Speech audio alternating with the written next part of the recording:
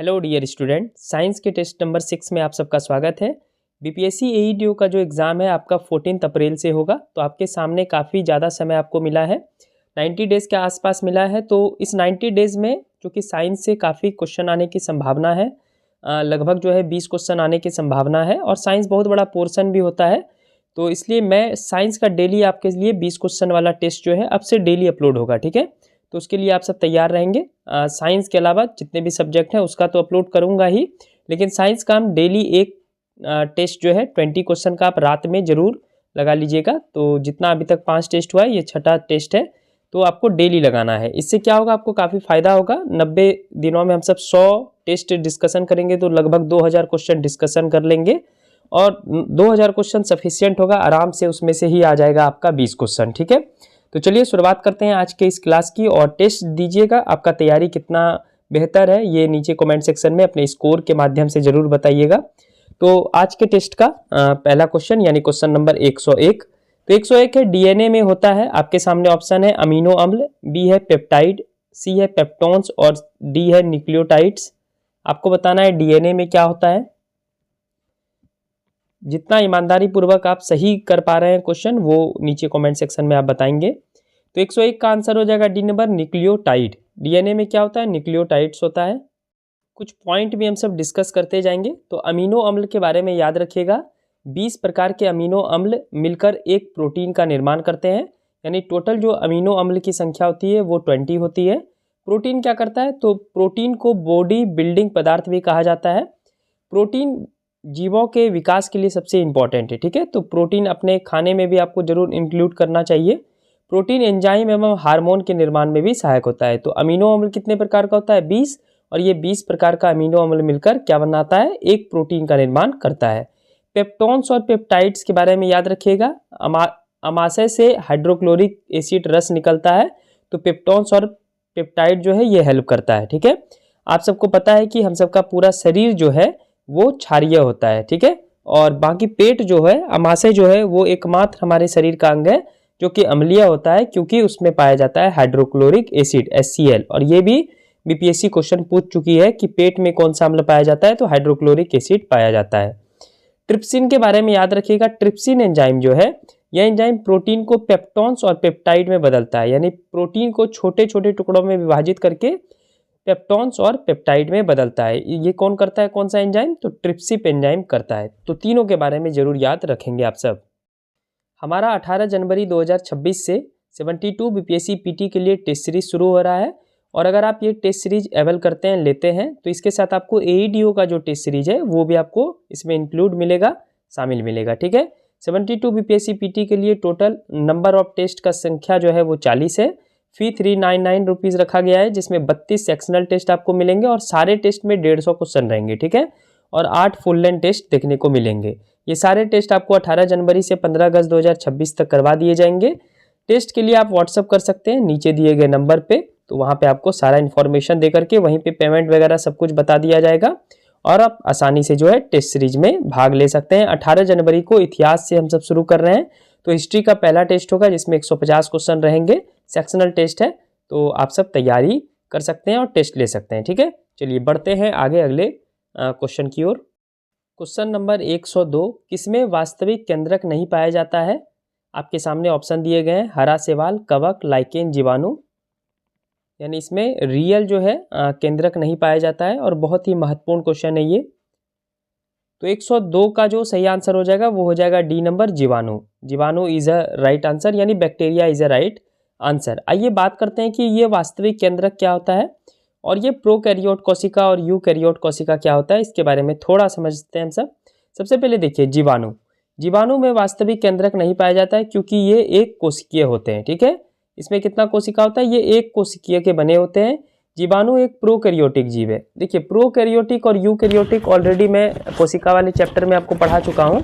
Prokaryotic का मतलब होता है आधा अधूरा केंद्रक, ठीक है, उसमें आधा अधूरा केंद्रक रहता है, इसलिए जीवाणु का शरीर हम सब नहीं देख पाते हैं। जबकि हम सब में क्या पाया जाता है, यूकैरियोट पाया जाता है ना। तो यूकैरियोट की वजह से हम सब का पूरा शरीर विकसित शरीर दिखता है, तो इसको आप याद रखेंगे। लाइकेन के बारे में, और जिनको अच्छे ढंग से प्रोकैरियोट यूकैरियोट में क्या अंतर होता है वो कोशिका वाला वीडियो जरूर देख लें। लाइकेन क्या होता है, तो दो जीवों के बीच ऐसा संबंध जिसमें दोनों जीवों को लाभ होता है उसको सहोपकारिता कहते हैं। ठीक है, सहयोग करने वाला कहते हैं। तो कवक एवं शैवाल मिलकर किसका निर्माण करते हैं, तो लाइकेन का निर्माण करते हैं। ठीक है, लाइकेन से क्या बनता है, तो लाइकेन लिटमस पेपर बनाने में काम आता है, इसको याद रखिएगा। ठीक है, तो कवक, एक क्वेश्चन आता है कि कवक और शैवाल के बीच की कड़ी को क्या कहते हैं, तो लाइकेन कहते हैं। यानी कवक जो है जो चीज बनाएगा, कवक शैवाल को रहने का स्थान देता है, और शैवाल में चूंकि प्रकाश संश्लेषण क्रिया होता है, ध्यान से सुनिएगा, शैवाल में प्रकाश संश्लेषण क्रिया होता है, तो उससे जो भोजन बनाता है वो कवक को देता है। तो अब कवक को भोजन पहुंचाएगा कौन, डायरेक्ट कोई पहुंचाता नहीं है, तो पहुंचाने का काम भाई हमारा जोमेटो मैन करता है, जो कि है लाइकेन। ठीक है, तो कवक और शैवाल मिलकर, कवक और शैवाल के बीच जो भोजन का आदान प्रदान किया जाता है उसमें जो हेल्प करता है वो क्या करता है, लाइकेन करता है। तो समझ लीजिए लाइकेन है एक जोमेटो सर्विसमैन। ठीक है, तो एकदम याद रखिएगा, कवक और शैवाल मिलकर लाइकेन का निर्माण करते हैं। Very very important. Question number 103, ribosome के संबंध में सही कथन चुने। पहला, राइबोसोम बने होते हैं आरएनए प्लस प्रोटीन का। दूसरा, प्रोटीन संश्लेषण में सहायक है। तीसरा, सबसे छोटी कोशिकांग है। तो आपको बताना है राइबोसोम के बारे में कौन सा कथन, कौन सा स्टेटमेंट सही है। तो 103 का आंसर हो जाएगा सी नंबर, 1, 2 और 3, तीनों के तीनों स्टेटमेंट बिल्कुल सही है। याद रखेंगे आप सब, राइबोसोम बने होते हैं आरएनए प्लस प्रोटीन के। राइबो न्यूक्लिक एसिड आरएनए को बोलते हैं, प्लस प्रोटीन के बने होते हैं राइबोसोम। राइबोसोम जो है प्रोटीन संश्लेषण में सहायक होता है, इसलिए ये दाल वाला जितना भी पौधा होता है उसकी जड़ों में पाया जाता है। ठीक है, सबसे छोटी कोशिकांग है, ये बिल्कुल सही बात है, तो सी हो जाएगा right answer. Question number 104, east के संबंध में सही कथन चुने। पहला है यह प्रोकैरियोट है। दूसरा, यह यूकैरियोट है। तीसरा, यह एक कोशिकीय है। और चौथा, यह मृतोपजीवी है। यीस्ट का संबंध के संबंध में सही कथन आपको चूज करना है। इसके उदाहरण जो है वो मशरूम हो सकता है। ठीक है, रोटी पे जो पाया जाता है छोटे छोटे कवक जिसको आप बोलते हैं, ठीक है, राइजोपस कवक पाया जाता है, ये सब इसके उदाहरण है, यीस्ट के उदाहरण वही सब है। आपको इनमें से सही कथन बताना है। तो 104 का आंसर हो जाएगा बी नंबर, केवल 2, 3 और 4 याद रखेंगे। यीस्ट या कवक आप बोल रहे हैं, मशरूम बोल रहे हैं, ये सब जितने भी चीज़ है ये यूकैरियोट होते हैं। आपको जो है मशरूम दिखता है, ठीक है, मतलब बिकता है, क्योंकि आपको मशरूम क्या होता है, दिखता है। ठीक है, खतरनाक सा पोएम बना दिया मैं, पर आप याद रखेंगे ये ईस्ट है और कवक जो है वो यूकैरियोट होता है। जीवाणु क्या होता है, प्रोकैरियोट होता है।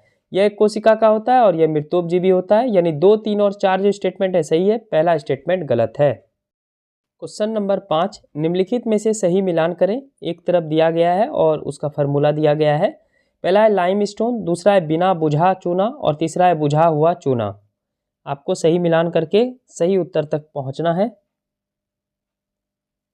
तो 105 का सही आंसर हो जाएगा ए नंबर, यानी पहला का सी। लाइमस्टोन का सूत्र क्या होता है, CaCO3। ये कैल्शियम कार्बोनेट का सूत्र होता है। बिना बुझा चूना, बिना बुझा चूना जो है इसका सूत्र हो गया दूसरा का भी CaO, और ये भी BPSC पूछ चुकी है। बुझा हुआ चूना इसका सूत्र होता है CaOS2। ठीक है, एकदम याद रखिएगा। 105 का आंसर हो जाएगा आपका ए नंबर, 1 का सी, 2 का बी और 3 का ए। क्वेश्चन नंबर 106, निम्नलिखित में से सही मिलान करें। पहला है सर्वाधिक क्रियाशील ठोस तत्व, दूसरा है सर्वाधिक क्रियाशील गैस तत्व, तीसरा है पृथ्वी पर सर्वाधिक दुर्लभ तत्व जो आसानी से नहीं मिलता हो, और चौथा है एकमात्र रेडियो सक्रिय द्रव्य तत्व कौन सा है। आपको मैच करके सही उत्तर तक पहुंचना है। काफ़ी मैच द फॉलोइंग आपके AEDO एग्जाम में आ सकते हैं। तो 106 का जो आंसर हो जाएगा वो हो जाएगा बी नंबर, पहला का बी, यानी सर्वाधिक क्रियाशील ठोस तत्व जब बोलेगा तो वो लिथियम है। सर्वाधिक क्रियाशील गैस तत्व बोलेगा तो वो फ्लोरीन है, यानी दूसरा का ए हो जाएगा। पृथ्वी पर सर्वाधिक दुर्लभ तत्व कौन सा है, स्टेटिन है। और चौथा हो जाएगा सी नंबर, एकमात्र रेडियो सक्रिय द्रव्य तत्व कौन है, फ्रांसीसियम है। तो इस प्रकार पहला का बी, दूसरा का ए, तीसरा का डी और चौथा का सी है, और सारे के सारे बहुत ही महत्वपूर्ण है। ठीक है, तो इसको एकदम याद रखिएगा। AEDO एग्जाम में बार बार आपसे जो है कि मिलान करने वाला पूछा जा सकता है। क्वेश्चन नंबर 107, निम्नलिखित में से सही चुने रूपांतरण। यानी आपको बताना है कि ठोस से द्रव में बदलता है, जब ठोस जो है द्रव में बदलता है तो क्या कहलाता है। दूसरा है गैस से द्रव में बदलना, यानी गैस जो है द्रव में बदलता है तो क्या कहलाता है। और तीसरा है द्रव जब ठोस में बदलता है तो क्या कहलाता है। ठीक है, इसमें से आपको सही कथन तक पहुंचना है, मिलान करें। तो 107 का सही आंसर हो जाएगा डी नंबर, यानी पहला का एक, ठोस से द्रव में बदलना गलनांक कहलाता है। दूसरा का हो जाएगा बी, आपका हो जाएगा गैस से द्रव में बदलना संघनन कहलाता है। और तीसरा का हो जाएगा आपका सी, ठोस द्रव से ठोस में बदलना हिमांक कहलाता है। चलिए एक चार्ट के माध्यम से मैं आपको समझाता हूं, याद रखेंगे इस चार्ट को, बहुत ही इंपॉर्टेंट है। जैसे बर्फ ठोस होता है, वो जब लिक्विड में बदलता है यानी जल में बदलता है तो ठोस द्रव में बदलता है तो क्या कहलाता है, गलनांक। द्रव गैस में बदलता है तो इसको बोलते हैं वाष्पीकरण। गैस जो है वो प्लाज्मा अवस्था में बदलता है तो इसको बोलते हैं आयनीकरण। अब वापस चलते हैं नीचे, प्लाज्मा अवस्था से गैस में बदलेगा तो अनआयनीकरण, गैस से द्रव में बदलेगा तो संघनन, और द्रव से ठोस बदलेगा तो इसको बोलते हैं हिमांक। यानी पानी अगर जम गया, बर्फ बन गया तो उसको बोलेंगे हिमांक। दूसरा बात, ठोस से सीधे गैस में बदलना, ठीक है, यानी ठोस से द्रव में ना बदलकर डायरेक्ट गैस में बदलेगा तो उसको बोलेंगे सब्लिमेशन, जिसको हिंदी में बोलते हैं उद्धरोपातन। और गैस से डायरेक्ट ठोस में बदल जाएगा तो उसको बोलते हैं निक्षेपण। तो इस चार्ट को एकदम याद रखिएगा और बार बार याद करेंगे, यहाँ से प्रश्न बार बार आपके बीपीएससी पूछता है, तो इसको एकदम याद रखिए। आगे बढ़ते हैं, क्वेश्चन नंबर 108, निम्नलिखित कथनों पर विचार करें और सही चुनें। पहला, सोने की शुद्धता औंस से मापा जाता है। दूसरा, रासायनिक पदार्थ का द्रव्यमान कैरेट से मापा जाता है। आपके सामने ऑप्शन दिए गए हैं, तो 108 का आंसर हो जाएगा डी नंबर, इनमें से कोई नहीं, क्योंकि दोनों के दोनों स्टेटमेंट गलत है। सोने की जो शुद्धता है ये कैरेट से मापते हैं और रासायनिक पदार्थ का जो द्रव्यमान है ये औंस से मापा जाता है। ठीक है, चलिए द्रव्यमान के मात्रक देखते हैं हम सब, इसको याद रखेंगे द्रव्यमान के मात्रक को। पहला है परमाणु का द्रव्यमान, जिसको हम सब किससे मापते हैं, AMU से, जिसको बोलते हैं एटॉमिक मास यूनिट। तो एक AMU यानी एटॉमिक मास यूनिट बराबर होता है 1.66 गुना 10⁻⁻24 ग्राम, और इसको अगर आप किलोग्राम में कन्वर्ट करेंगे तो 1.66 गुना 10⁻⁻27 kg कर देंगे। ठीक है, दूसरा, सोने की शुद्धता किससे मापते हैं, तो कैरेट से मापते हैं, और एक कैरेट बराबर होता है 200 mg। तीसरा है रासायनिक पदार्थ का द्रव्यमान किससे मापते हैं, तो औंस से मापते हैं, तो एक औंस बराबर होता है 28.35 ग्राम, और चौथा एक पाउंड बराबर कितना होता है, 453.6 ग्राम। ये सारे फैक्ट एकदम आपको याद रखने हैं, एग्जाम में बार बार पूछते।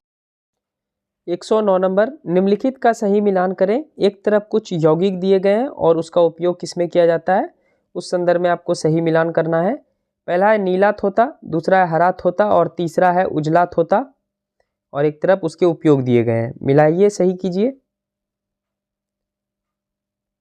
109 का जो सही आंसर हो जाएगा वो आपका हो जाएगा डी नंबर, यानी पहला का भी। नीला थोता का उपयोग कवकनाशी, जो कजली लग जाता है टंकी वगैरह में, उसमें नीला थोता का यूज करते हैं। उसके बाद है आपका दूसरा का हो जाएगा आपका सी नंबर, हरा थोता का जो यूज करते हैं हम सब किसमें करते हैं, तो हरा थोता का यूज करते हैं हम सब पेंट एवं दवा में, ठीक है, दवा के उपयोग में। और तीसरा है उजला थोता, जिसका उपयोग करते हैं मलहम के उपयोग में, यानी मलहम बनाने में उजला थोता, हरा थोता पेंट और दवा बनाने में, और नीला थोता जो है ये कवकनाशी है, यानी कजली को साफ करने में इसका उपयोग किया जाता है। Very very important. Question number 110, यौगिक के संबंध में सही कथन चुने। पहला है 2 या 2 से अधिक तत्व का एक निश्चित अनुपात में होता है। दूसरा है 2 या 2 से अधिक तत्वों का अनिश्चित अनुपात में होता है। तीसरा है 2 तत्वों के बनने से जो यौगिक बनता है वह हमेशा तत्वों से भिन्न होता है। तो चलिए इसके संबंध में आपको सही कथन बताना है। तो 110 का सही आंसर हो जाएगा आपका ए नंबर, केवल 1 और 3 सही है। दूसरा स्टेटमेंट गलत है, 2 या 2 से अधिक तत्वों का अनिश्चित अनुपात, जब भी अनिश्चित अनुपात लग जाए तो समझ लीजिए वो मिश्रण है। ठीक है, और दूसरी बात है मिश्रण में भी तत्व नहीं होता है, तो जहाँ पे 2 या 2 से अधिक तत्व का एक निश्चित अनुपात होगा वो यौगिक होगा। जैसे हाइड्रोजन के 2 अणु प्लस ऑक्सीजन का 1 अणु मिलकर के H2O जल बनाता है। तो यहाँ पे देख सकते हैं इधर 2 अणु और 1 अणु यानी 3 अणु, और इधर भी 2 अणु और 1 अणु यानी 3 अणु है, तो यहाँ पे निश्चित अनुपात है। ठीक है, 2 तत्वों के बनने से जो यौगिक बनता है वो हमेशा तत्वों से भिन्न होता है, ये भी करेक्ट स्टेटमेंट है। 110 का आंसर हो जाएगा ए नंबर, केवल 1 और 3।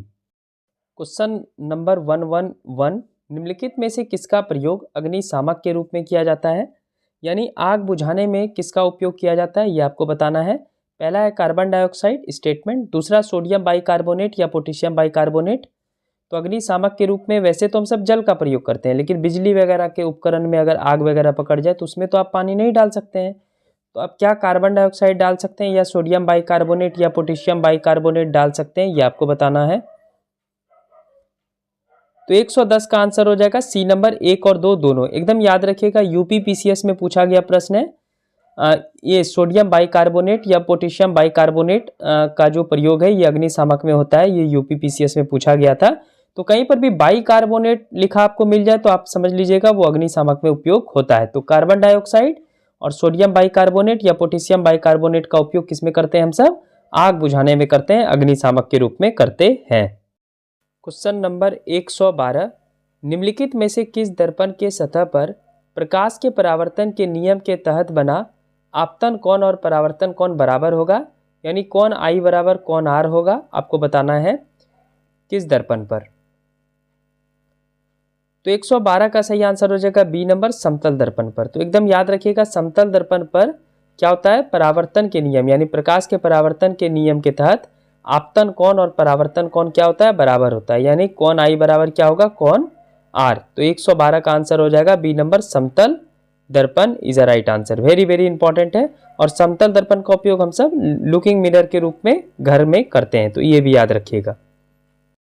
क्वेश्चन नंबर 113, एक व्यक्ति की ऊंचाई 1.2 मीटर है, तो समतल दर्पण में पूर्ण प्रतिबिंब देखने के लिए दर्पण का आकार क्या होगा? वेरी वेरी इंपॉर्टेंट क्वेश्चन है लॉजिकली। यानी एक व्यक्ति का ऊंचाई 1.2 मीटर है, उसको जो है समतल दर्पण में अपना फोटो देखना है, प्रतिबिंब देखना है, तो आपको बताना है दर्पण का आकार क्या होगा, मतलब उस व्यक्ति का आकार क्या होगा, सॉरी उस वस्तु का आकार क्या होगा, ये आपको बताना है। उस व्यक्ति की ऊंचाई क्या होनी चाहिए? तो 113 का आंसर हो जाएगा आपका ए नंबर, यानी उस व्यक्ति की ऊंचाई जितना मीटर है उसका आधा होना चाहिए, यानी 1/2 डिवाइडेड बाई 2 करेंगे तो आ जाएगा 0.6 metre is a right answer. Concept को याद रखिएगा, किसी वस्तु की संपूर्ण प्रतिबिंब देखने के लिए समतल दर्पण का आकार वस्तु के आकार की आधी होनी चाहिए, ठीक है। तो ये कॉन्सेप्ट है, आधा होना चाहिए, एकदम इसको याद रखेंगे, वेरी वेरी इंपॉर्टेंट है ये। क्वेश्चन नंबर 114, कथन और कारक के संबंध में सही चुने। कथन ए बोल रहा है कि ध्वनि की चाल माध्यम की गति की दिशा में बढ़ता है और विपरीत में घटता है। कारक बोल रहा है आर, लाउडस्पीकर बज रहा हो तो उस दिशा में वायु की गति बढ़ने पर ध्वनि की चाल बढ़ती है, यानी जिस साइड लाउडस्पीकर बजता है उस साइड ध्वनि की चाल बढ़ती है, ठीक है, और उसके विपरीत यानी लाउडस्पीकर के पीछे जो है ध्वनि की चाल घटती है, ऐसा बोल रहा है। तो इनमें से क्या आपको सही लग रहा है? ऑप्शन के अनुसार आप इसको सही उत्तर तक पहुंचेंगे। तो 114 का आंसर हो जाएगा ए नंबर। कथन ए और कारकार दोनों सही है, और कथन ए का सही स्पष्टीकरण कारकार है।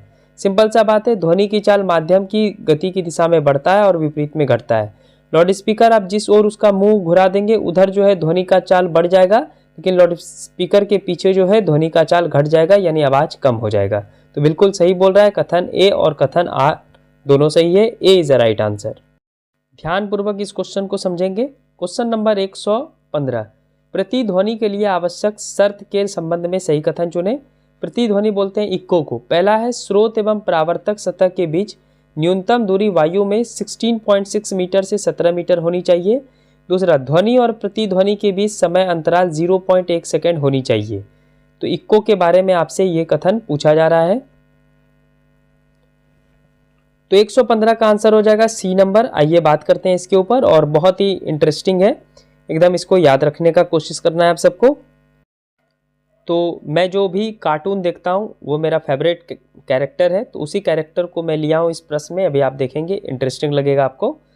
चलिए, ये है हमारा भाई मोटू। तो मोटू पतलू मैं हमेशा देखता हूँ। तो क्या मैं बात कर रहा हूँ इसके ऊपर, समझिएगा लॉजिक। जब ध्वनि परावर्तक सतह से टकराने के बाद 0.1 सेकेंड में वापस एक बार सुनाई देता है तो इस घटना को क्या बोलते हैं? प्रतिध्वनि बोलते हैं, इक्को बोलते हैं। जैसे मोटू जो है, मोटू का फेवरेट है समोसा, तो वो बोला समोसा, ठीक है। तो समोसा टकराया दीवार में और मोटू को वो रिटर्निंग तुरंत ही 0.1 सेकेंड में सुनाई दे गया कि समोसा जो बोला है, हाँ समोसा, इसको सुनाई पड़ गया। तो इसी को बोलते हैं हम सब क्या? प्रतिध्वनि। तो एकदम इसको याद रखिएगा, प्रतिध्वनि के लिए कितना टाइम चाहिए? तो 0.1 सेकेंड। और दूरी कितना चाहिए? तो मोटू और जो परावर्तक सतह है जिससे टकरा करके इस मोटू को सुनाई देगा समोसा, तो इन दोनों के बीच दूरी जो है 16.6 मीटर होनी चाहिए। तो एकदम याद रखिएगा, आगे भी मैं ये कैरेक्टर यूज़ करते रहूँगा क्योंकि मुझे काफ़ी पसंद है। तो मोटू पतलू, ठीक है, आप सब भी जरूर देखा कीजिए। चलिए आगे बढ़ते हैं। क्वेश्चन नंबर 116, एक ही ध्वनि बहुलित यानी बार बार परावर्तन के बाद एक ही ध्वनि बार बार सुनाई देती है, तो इसे क्या कहते हैं? बहुत बहुत इंपॉर्टेंट क्वेश्चन है ये। तो 116 का आंसर हो जाएगा बी नंबर, अनुरणन कहते हैं। ठीक है, क्या कहते हैं? अनुरणन। तो एक ही ध्वनि बहुल परावर्तन के बाद यानी बहुत सारे सतह से टकराने के बाद आपको एक ही ध्वनि बार बार सुनाई देता है, तो इसको बोलते हैं क्या? अनुरणन बोलते हैं। 116 का हो जाएगा बी नंबर। क्वेश्चन नंबर 117, कथन सही चुने। पहला, यदि अनुरणन काल का मान 0.8 सेकेंड से अधिक हो तो ध्वनि स्पष्ट सुनाई नहीं देगी। दूसरा बोल रहा है यदि अनुरणन काल का मान 0 हो तो यह साउंडलेस हो जाता है। आपको इनमें से सही कथन चूज करना है। तो 117 का आंसर हो जाएगा सी नंबर, 1 और 2 दोनों। ठीक है, दोनों के दोनों स्टेटमेंट बिल्कुल सही है। यदि अनुरणन काल का मान 0.8 सेकेंड से अधिक हो जाएगा तो याद रखिएगा ध्वनि एकदम नहीं सुनाई देगा। और यदि अनुरणन काल का मान 0 हो जाए, ठीक है, यानी जो अनुरणन होता था ये बार बार परावर्तन होता था, कुछ बोले वो दीवार से टकरा टकरा के आपको बार बार वही बात सुनाई दे रहा था। लेकिन यहाँ पे अनुरणन काल का मान 0 है तो साउंड भी क्या हो जाएगा? 0 हो जाएगा, कुछ नहीं रहेगा। ठीक है, तो 117 का आंसर हो जाएगा सी नंबर, 1 और 2 दोनों के दोनों स्टेटमेंट बिल्कुल सही है। क्वेश्चन नंबर 118, यह किसके बारे में कथन सही है? जब दो ध्वनि तरंगे समान आयाम, समान तरंग दैर्घ्य और समान आवृत्ति के हो तो के एक दूसरे पर अध्यारोपित होता है तो ध्वनि की ऊर्जा का पुनः वितरण होता है और एक बार ध्वनि की ऊर्जा अधिक और दूसरी बार कम होती है। यह किसके बारे में कहा गया है? दिए गए ऑप्शन में से आपको चूज करना है। तो 118 का आंसर हो जाएगा ए नंबर, ध्वनि का व्यतिकरण। अभी मैं फिजिक्स शुरू करूंगा तो फिर आपको मैं वहां पे ध्वनि का व्यतिकरण जरूर समझाऊंगा। ठीक है, पहला चैप्टर हम सब ध्वनि ही करने वाले हैं, तो इसके लिए आप सब तैयार रहेंगे। तो ये सारी बात किसके बारे में की जा रही है? तो ध्वनि के व्यतिकरण के बारे में की जा रही है। बढ़ते हैं 119 नंबर में। क्वेश्चन नंबर 119, अनुप्रस्थ एवं अनुदैर्घ्य तरंग में अंतर किसके द्वारा करते हैं? तो अनुप्रस्थ तरंग के उदाहरण है प्रकाश और अनुदैर्घ्य तरंग के उदाहरण है क्या? आपका ध्वनि। अनुप्रस्थ तरंग जो है ये सीधी गति कर सकता है और अनुदैर्घ्य तरंग जो है ये संघनन और विरलन में गति करता है। तो याद रखेंगे आप सब। फिलहाल 119 का आंसर हो जाएगा आपका कौन सा? तो 119 का हो जाएगा आपका बी नंबर, ध्रुवीकरण। ठीक है, तो ध्रुवीकरण से इन दोनों में हम सब अंतर कर पाते हैं, अनुप्रस्थ तरंग और अनुदैर्घ्य तरंग में। आज के टेस्ट का आखिरी क्वेश्चन देखते हैं। क्वेश्चन नंबर 120, स्रोत एवं श्रोता के बीच अपेक्षित गति के कारण ध्वनि के आवृत्ति में वृद्धि या कमी होती है, इसे क्या कहा जाता है? तो 120 का आंसर हो जाएगा ए नंबर, डॉपलर प्रभाव। डॉपलर प्रभाव क्या होता है? जैसे कि आप जो है एज अ पर्सन स्टेशन पे खड़े हैं, अब आप जिस रेलगाड़ी से जा नहीं रहे हैं, ठीक है, आप सिर्फ खड़े हैं, तो एक रेलगाड़ी आ रही है, तो जैसे जैसे रेलगाड़ी आपके पास आएगी तो उसका साउंड जो है वो बढ़ता जाएगा और फिर जब रेलगाड़ी थोड़ी देर के रुकने के बाद जैसे स्टेशन से खुलेगी, ठीक है, तो आपको वो रेलगाड़ी जैसे जैसे दूर जाएगी तो उस रेलगाड़ी का आवाज़ क्या होते जाएगा? कम आपको सुनाई देगा। इसी को हम सब बोलते हैं डॉपलर प्रभाव। ठीक है, तो ये उसी के बारे में बात की जा रही थी। 120 का आंसर हो जाएगा ए नंबर, डॉपलर प्रभाव। तो ये था हम सबका साइंस का टेस्ट नंबर 6। लगातार साइंस के टेस्ट मैं करवाते रहूँगा। एईडीओ एग्जाम तक 2000 और बीपीएससी जो 72 होगा, तब तक हम सब लगभग जो है 4000 क्वेश्चन साइंस के कर लेंगे, जो कि आपके लिए सफिशियंट होगा। ठीक है, तो चलिए शुरुआत, इस चैनल को सब्सक्राइब कर लीजिएगा और एक लाइक कर लीजिएगा। टेस्ट परसों आप सबका होने वाला है, तो जल्दी से आप सब एडमिशन ले सकते हैं, एडमिशन ओपन है। Thank you so much, God bless you to all, thank you.